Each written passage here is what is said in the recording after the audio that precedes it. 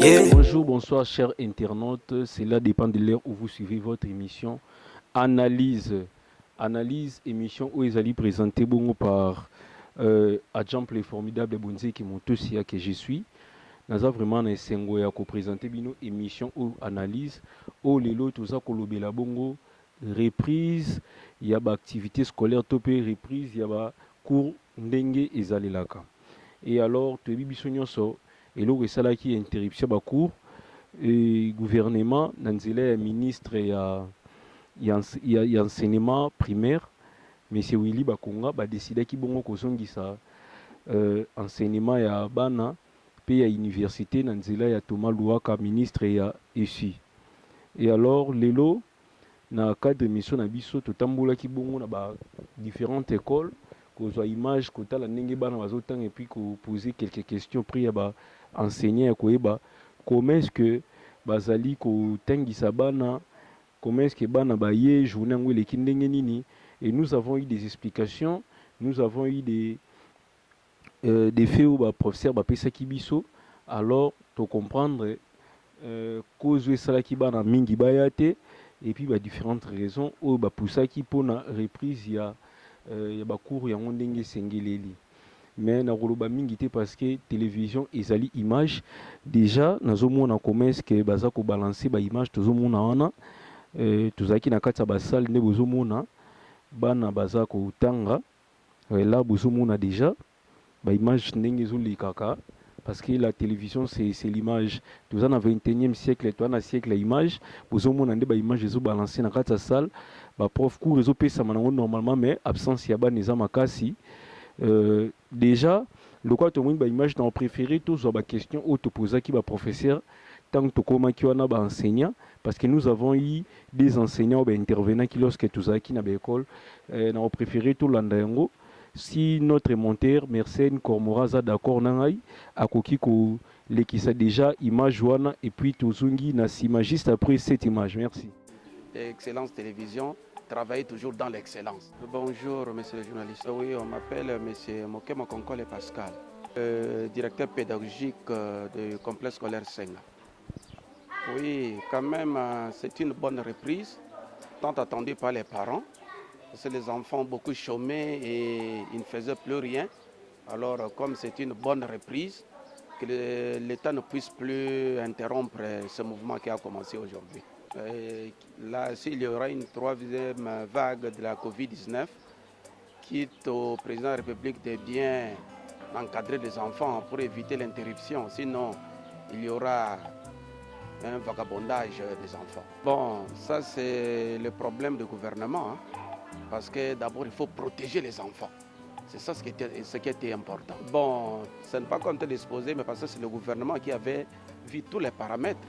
Alors d'abord les enfants, après les adultes.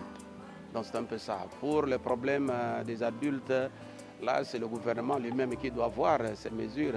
Il a essayé de prendre pour tout ça. Comme les enfants ne sont pas venus, c'est compte tenu de la pluie. Hein. C'est la pluie qui s'est abattue depuis 22 heures jusqu'au matin. Alors pour les enfants c'est difficile. Mais je sais que demain ils seront là. La chaîne Excellence Télévision travaille toujours dans l'excellence, pour que Dieu vous protège. Excellence Télévision travaille toujours dans l'excellence. Oui, bonjour. Et je suis le surnuméraire de cette école. Oui, ça se déroule très bien, malheureusement qu'il avait plu. Donc la rentrée d'aujourd'hui est un peu timide. Les parents n'ont pas vraiment voulu laisser leurs enfants venir à l'école suite à cette pluie. Mais nous espérons dès demain, nous aurons déjà une foule immense d'élèves ici à l'école. Non, ce n'est pas une raison parce que les parents sont tellement impatients que leurs enfants aillent à l'école qu'ils ne peuvent pas les retenir à la maison. Ce n'est rien que la pluie qui a gâché ceci. Bon, le seul message que je peux adresser aux élèves qui ne sont pas venus en est que nous avons premièrement d'abord l'année passée, parce que nous avons passé 2 trimestres, c'est-à-dire 6 mois de retard. Nous avons repris les cours à peine 18 décembre 2020. Les cours étaient interrompus suite à cette deuxième vague de la Covid-19. Donc le seul message que je peux leur lancer c'est qu'ils ne continuent plus à rester à la maison. Donc ils doivent vraiment venir à l'école parce que nous sommes grandement en retard. Et avec ces nouveaux calendriers scolaires que le ministre de l'EPST, Willy Bakonga, vient de nous établir, nous devons vraiment filer pour rattraper les leçons ratées. En tout cas, je lance aussi le message aux parents de motiver leurs enfants, de les exciter, afin que les enfants puissent avoir cette volonté, détermination d'être à l'école pour que les résultats vraiment soient escomptés. Premièrement, d'abord, je tiens à vous remercier parce qu'à travers cette diffusion, le monde entier verra que vraiment la rentrée scolaire en République démocratique du Congo a eu lieu aujourd'hui, lundi, le 22 février 2021. En tout cas, que Dieu vous bénisse. Excellence Télévision, travaillez toujours dans l'excellence. Oui, merci. Nous sommes déjà de retour sur le plateau. Binomo Bolandi, comment est-ce que le professeur souci na bango ezali que interruption ezali sous-souté, bana ba continuer. Bon, biso monsieur ezali analyse. Nous allons analyser tout à l'heure comment est-ce que makambo ezokendele. Parce qu'il faut toye beloko moko coronavirus pandémie yango esili penza nanu te. On se demande parfois est-ce que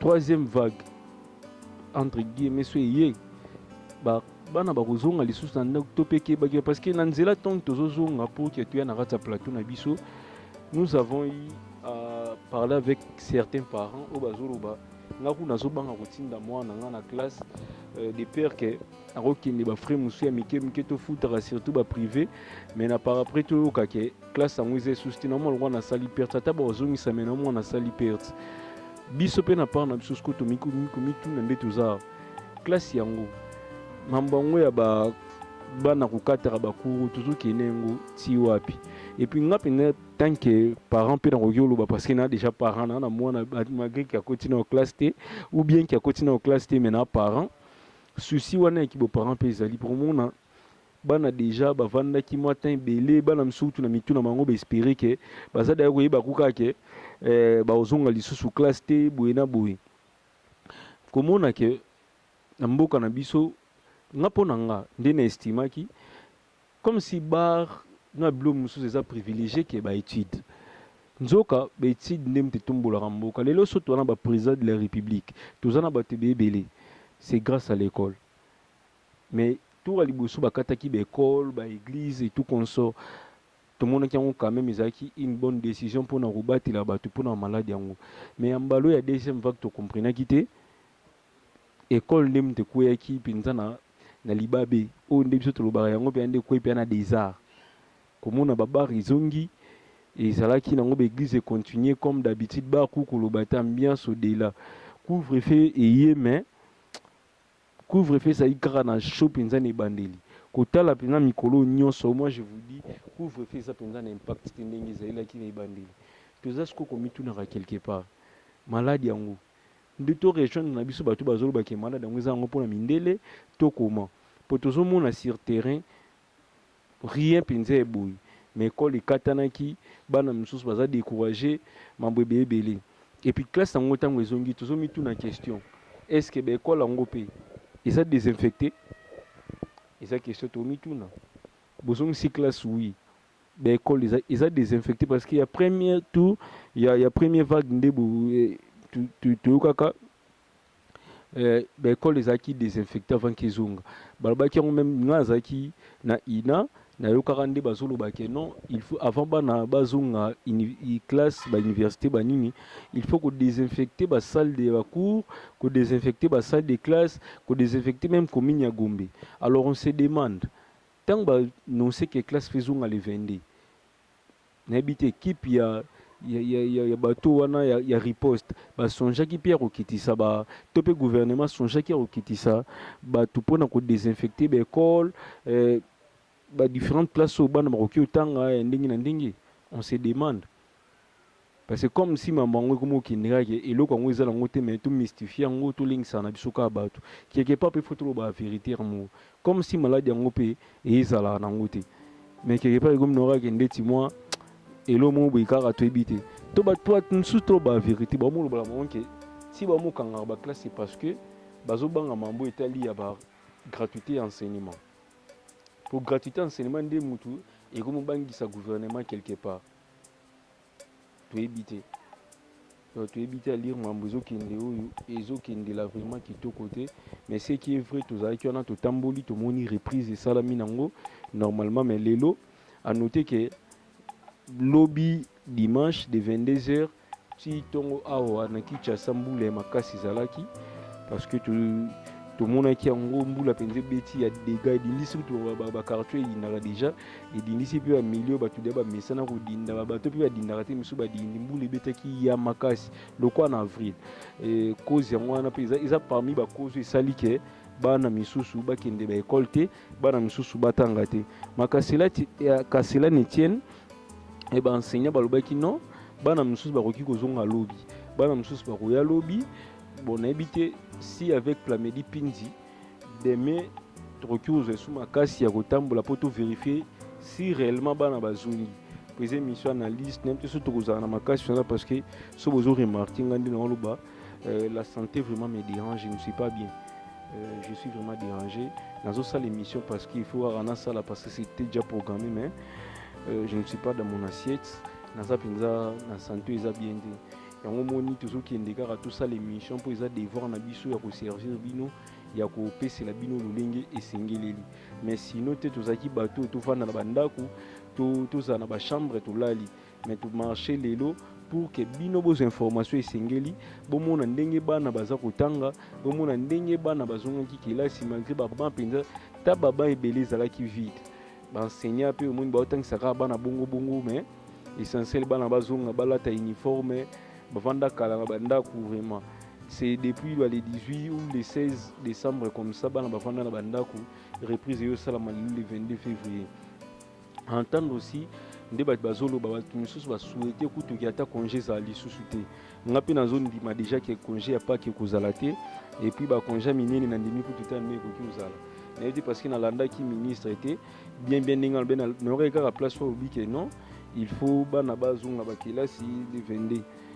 Donc déjà il aura malamu za ke bana bazongi mais tomi tuni vraiment lisusu si les écoles sont désinfectées s'occuper baba bana biloko bebeleza désinfecté na ebité pourtant peut to quotidien tout monde bana na ba cache nete te bina biso te cache ne soki est obligatoire ce pe sous les andenge nini par rapport à liboso pour te bi ke bana liboso za ki faut zonga cache ne mambo ebele. Et là déjà, comme vous le constatez, santé penser se déranger dans Rosala trop une émission. Dans l'essentiel est déjà dit. Là déjà, je vois directement mon boss, il s'appelle, je suis Amen Fabrice Ponce Kemputu. Moi je l'appelle honorable, la force de l'imagination créatrice. Depuis maintenant, il a toujours eu des bonnes idées. Azara toujours dans idée à Rokendo de l'au-delà. Merci. C'est grâce à lui que nous sommes là. C'est grâce à sa permission. C'est grâce à lui. Donc, pour que tout ça soit terrain. Là, je vois aussi toute l'équipe. Il y a Excellence Télévision. Là, nous avons nos caméramens. On a filmé le Plamedi Pindi, monteur et tout le monde. Merci vraiment à Bino. Et sans oublier, tous les remercier Bongo. Bato tout balingaka biso na ba oyo pe baboyaka biso nzamba sunga bango et puis mingi bo continuer à s'abonner na kati ya chaîne na biso Excellence Télévision, la force de l'imagination créatrice. Bo continuer à s'abonner et moyen ya ko soutenir chaîne na bino, moyen ya ko soutenir biso bato na bino eze ngwana to za na muté malamu ya ko s'abonner na ba chaîne et ça rana mo bisa la rappel lo te kuta rappel lo te kando chaka méga po aimer lo mo na Facebook de même ko ya ka au pointé na okana abonné d'écouter na ngwe côté ya ka ko s'abonner donc et ça li bien ya mo pobeta ta tout taleta vidéo ya muninga écouter na ngwe côté ça na cadre ya muté malamu na biso nde tuzara nengo pour tout monde na ba chaîne mindele chaîne ko za li bandi lelo mais lorsque zo partager biloko na ezaka ta chelo ko bientôt ya mabe mais moi muté malamu ko s'abonner lelo ko muninga zalaka biso pe to sengi na bino balandi na biso nyonso. Vous s'abonner vraiment massivement au YouTube, nous s'abonner, vous cliquez la cloche de notification pour ne rien manquer. Je m'excuse. Et la vidéo n'a pas vous comprendre donc toi me dit pinza c'est quand même vous excuser donc vous s'abonner santé vraiment bien donc là déjà nakomi mpenza na suka mpo nazokoka te, je m'efforce mais je n'arrive pas. Napesi famille bonzeke tu mbote, napesi bato tu balingaka biso mbote, donc tomonani à la prochaine. Nzamba pambula pa pesa biso ba santé kitoko po to servir bino kaka na lolenge singeli bayi.